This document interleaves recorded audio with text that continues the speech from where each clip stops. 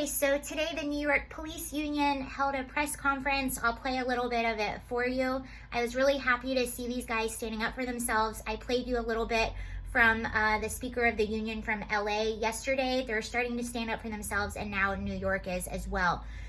What I didn't realize is New York, I believe this is Albany, but they have the most restrained police in all of the US. I didn't know this. So here's some stuff from the press conference earlier.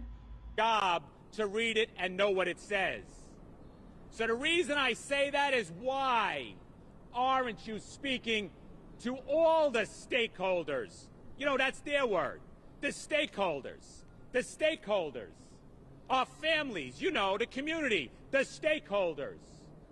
Why aren't you asking the question of professional law enforcement? Why aren't you seeking our advice? Is it that maybe we'd be reasonable? Maybe we can see where the problems would be? Maybe because we're standing on that street corner with our fellow citizens, we know that they don't want this violence visiting their corners, but we've seen it. Didn't we just visit this problem with our legislature recently? Didn't they rush through bail reform? Didn't they have to admit they made a mistake? Why did it happen? It happened because they rushed it in the dark of night without speaking to, you know, the stakeholders. The stakeholders. They talk about transparency. Me too. We want to be transparent. You can only have transparency if you're being honest, having the discussion, having the dialogue. Defund the police department. Ask different folks. What's the definition? Get rid of the police? Defund the police? Shift the money around? It's a slogan. It's a slogan during a protest. I admire it because it's open to so many definitions. We went out on the streets to do a job. We went out in the street during this violence.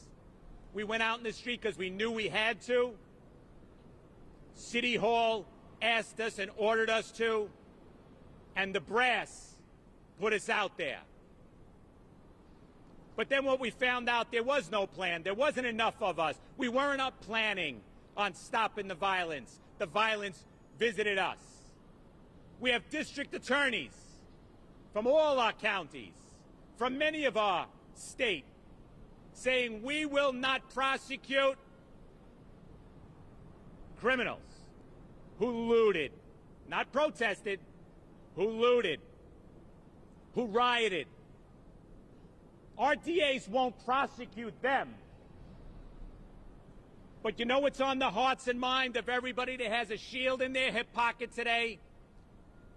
That who the DA did prosecute was a police officer whose boss sent him out there to do a job, was put in a bad situation during a chaotic time. And you know what? My gray hair told me it was going to happen. Everybody walked away from them. There was no longer a boss standing next to him like it was that night. The brass threw them under a bus, not saying it's our fault, we didn't have a plan, we asked them to go out there. The DAs to say, we don't have time to prosecute criminals, but we'll prosecute you.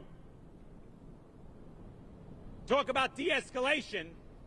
They're de-escalating their job. They're refusing to do their job. They're asking us to pull back.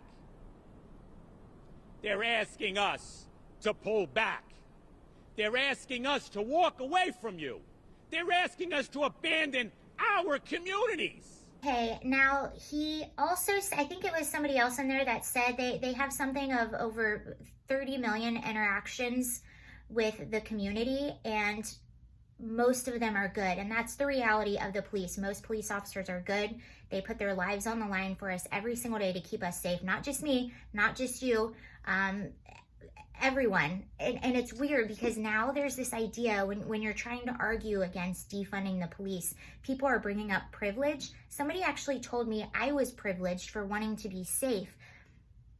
Here's the thing about privilege, and I said this yesterday, if you defund the police, it is going to hurt the underprivileged most. The privileged, the rich, the 1% are just going to hire more armed security. They're going to put really nice security systems on their homes. They're going to have cameras. They're going to arm themselves. They have the funds to be able to do that and keep themselves safe. The people living in really high crime, really low income areas are the ones that are going to suffer the most. And just to prove that point, here's a story from the Daily Wire. Top LA Democrat pushed to cut LAPD funding while having private LAPD detail at her home since April. See, there you go. Case in point. Who is this person? Martinez. Nuri Martinez, again a Democrat, pushed to make drastic cuts to the Los Angeles Police Department funding amid a nationwide campaign by the far left to defund police departments. A move she made while having an LAPD unit stationed outside her private home since April. Wow. There you have it. If cops are good, the majority of people want cops to protect their neighborhood. And I even saw it yesterday when I found myself in the middle of the protest.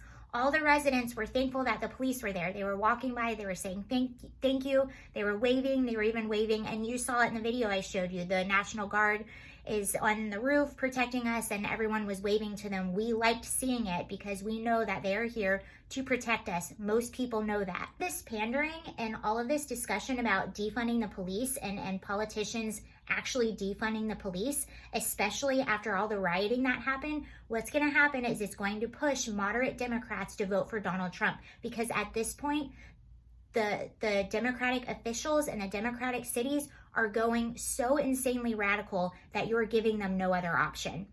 I'm going to leave you with one more video of the embarrassing pandering by the Democratic Party, and I would never make fun of someone or anything like that, but I think at this point we all know that this is not genuine. This is trying to pander to get votes, and so I will leave you with a lovely video of Nancy Pelosi in the midst of the panderdemic that we're in right now. All right, bye everyone.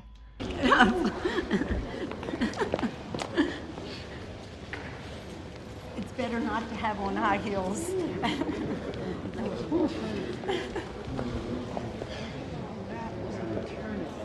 You see how long it was to have that knee in his neck.